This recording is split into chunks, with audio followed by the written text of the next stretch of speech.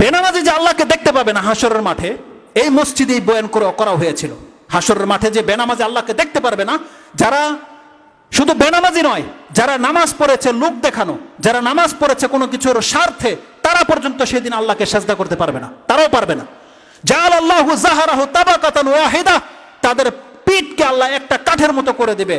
ইযা আরাদা আইয়াসজুদা খাররা আলা কাফা, যখনই সে সাজদা করতে চাইবে উপর হয়ে পড়ে যাবে।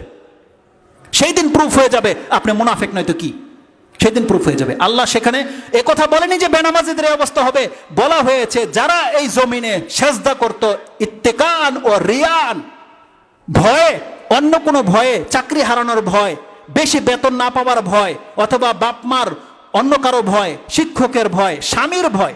অনেকে আছে স্ত্রী স্বামীর ভয়ে নামাজ পড়ে না, কারণ যদি বলে যদি নামাজ না পড়ে তার সাথে সম্পর্ক নাই, এই ভয়ে নামাজ পড়ে। এদের নামাজ কবুল হবে না। নামাজ পড়তে হবে নাজাতের জন্যে, ইবাদতের জন্যে। যদি এমনও পরিবারের পুরুষ আছে যাদের ওয়াইফ বলে দিয়েছে যে নামাজ না পড়লে আমার সাথে সম্পর্ক নাই, এই জন্য পুরুষ নামাজ পড়ে, তাদেরকে ধাক্কে উঠিয়ে দিতে হয়। এই খবর তো আমাদের কাছে আসে। আপনি জানেন মহিলাদের সম্পর্কে আমি কেন বক্তব্য করি না?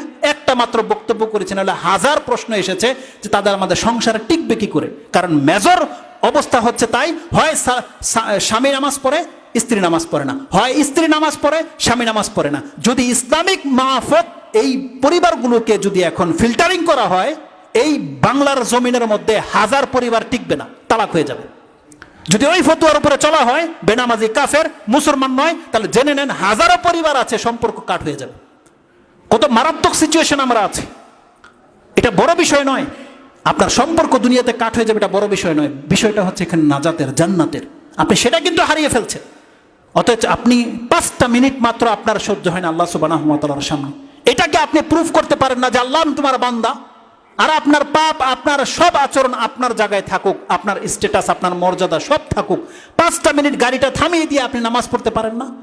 আপনারা তো এমনও জানেন কোনো ব্যক্তিরা আছে যারা গাড়ি থামিয়ে দিয়ে রাস্তার মধ্যে যায় নামাজ বিছিয়ে নামাজ পড়ে, জানেন মানুষ তাদেরকে কত সম্মান করে।